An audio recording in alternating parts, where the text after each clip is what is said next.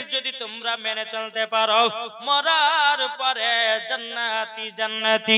তাহলে বাবাজি তিনটা জিনিস শুনতে গেলে আমার তিনটা ভাইকে 2000 টাকা করে দেখতে চাই, তিনটা ভাইয়ের কাছে আর চাইবো না আমি, কি হবে না? শুধু তিনটা ভাইয়ের কাছে চাইবো, আর চাইবো না, আমি অযোধ্যা দিকে যাবো।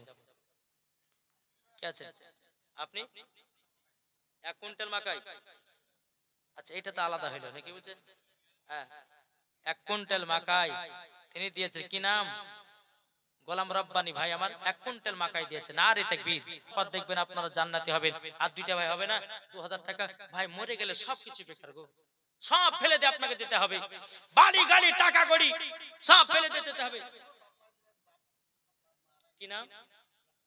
ইয়াসিন আলী। এই দেখেন ইয়াসিন আলী বাপ মার নামে দিয়েছে 2000 টাকা। নারে তাকবীর, নারে রিসালাত। আল্লাহ তাআলা বাপ মাকে জান্নাতি বানিয়ে নিন, জোরে কোন সুবহানাল্লাহ।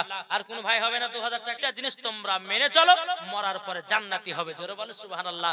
আমাদেরকে মন দিয়ে শুনতে হবে না, হবে না?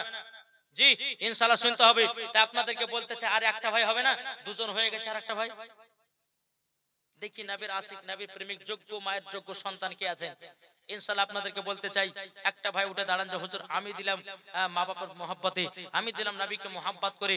একটা ভাই উঠে দাঁড়ান যে আমি 2000 টাকা দিলাম, ইনশাআল্লাহ আমি ভাইদের জন্য একটু দোয়া করব আর আমি অজের দিকে আগে নিয়ে যাব। একবার দূর পড়ুন আল্লাহুম্মা